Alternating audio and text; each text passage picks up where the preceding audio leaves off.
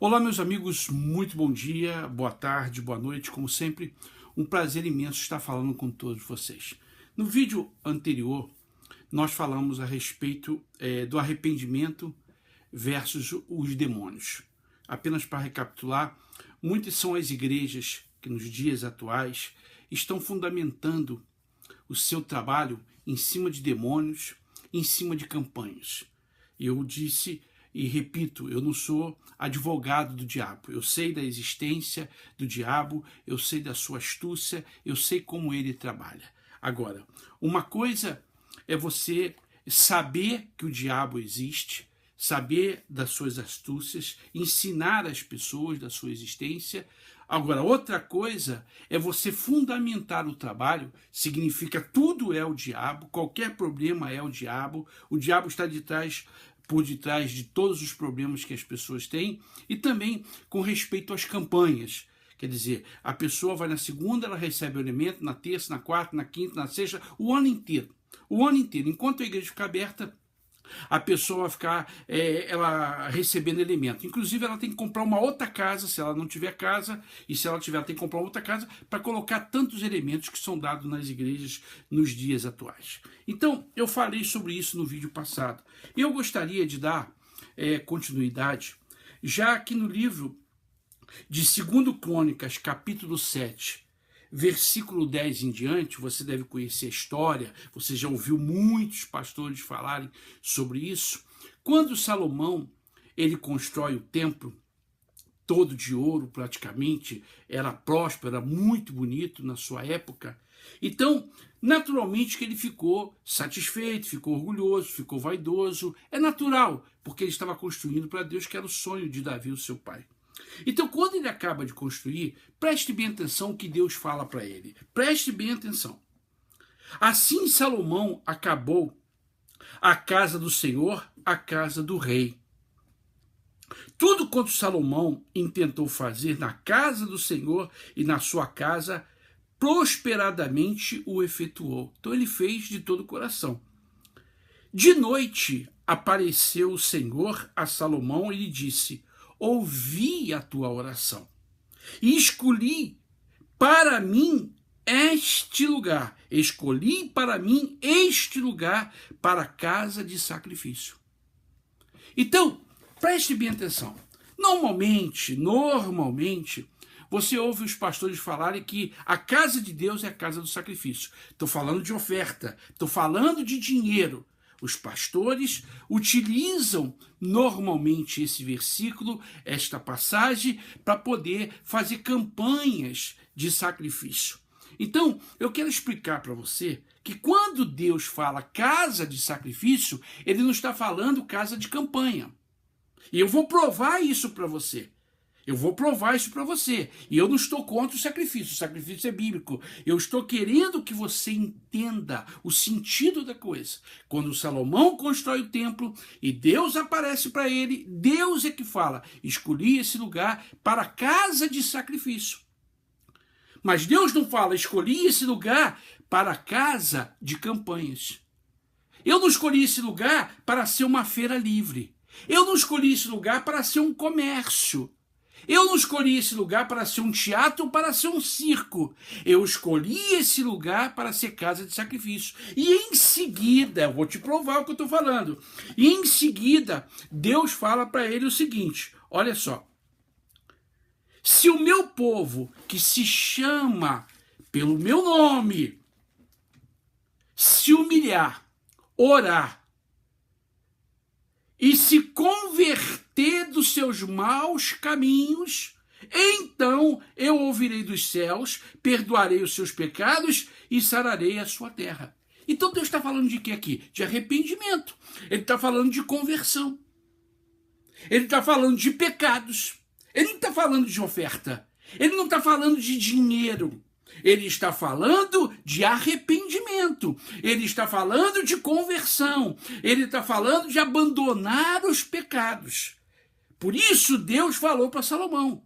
Salomão ficou tão importante, tão maravilhado com a construção do templo. Mas Deus provou a ele que aquilo não era nada.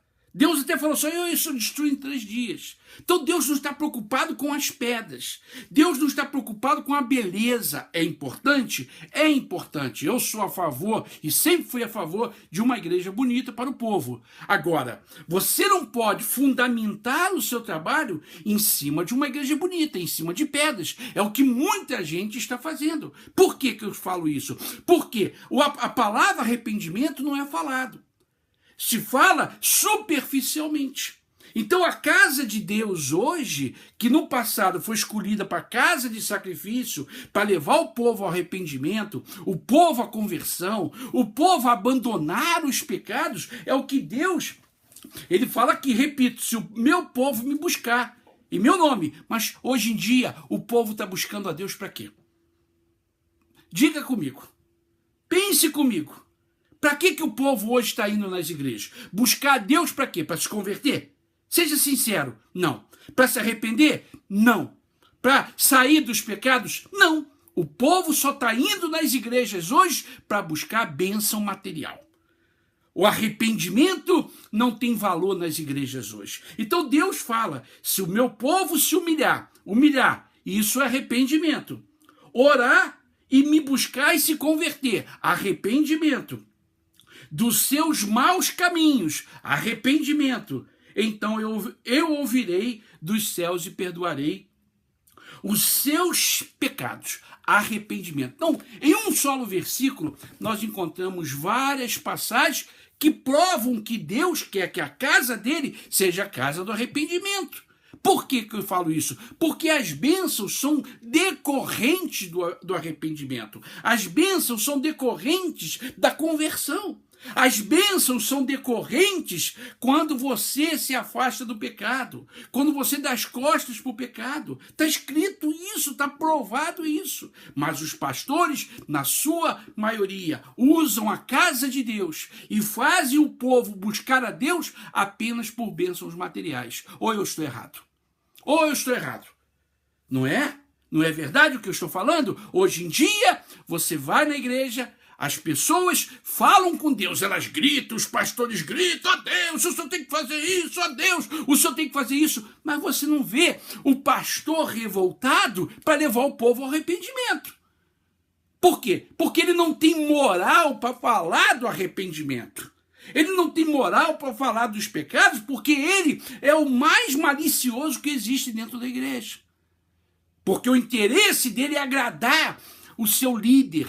O interesse dele é manter a posição dele, o salário dele, a boa vida dele, a mulherzinha dele fazendo unha 2 vezes por semana, fazendo cabelo 2 vezes por semana, com 2 empregadas dentro de casa, ostentando relógio. Então por que ele vai falar de arrependimento? Porque arrependimento não dá ibope, arrependimento não agrada o líder dele. Então ele prefere desagradar a Deus, ser contra Deus, para agradar a liderança dele e manter-se no cargo, com a boa vida, ostentando as coisas. Então, você vai na igreja e o pastor só prega isso. Ele diz, não, a casa de Deus é a casa do sacrifício. Só que o sentido desse sacrifício aqui é arrependimento. Basta você ler com cuidado.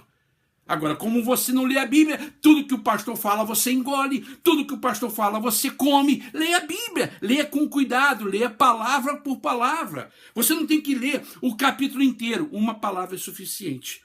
Um versículo é suficiente. Então, meu amigo e minha amiga, Deus aparece para Salomão e fala, olha, eu escolhi essa casa para ser casa do sacrifício. Aí, em seguida, Deus fala qual é o sacrifício. Ele não fala de oferta. Ele não fala de dinheiro. Porque Deus é o criador do universo. Deus não está interessado no dinheiro. Agora, os pastores, sim, na sua maioria, e de forma maliciosa, sim.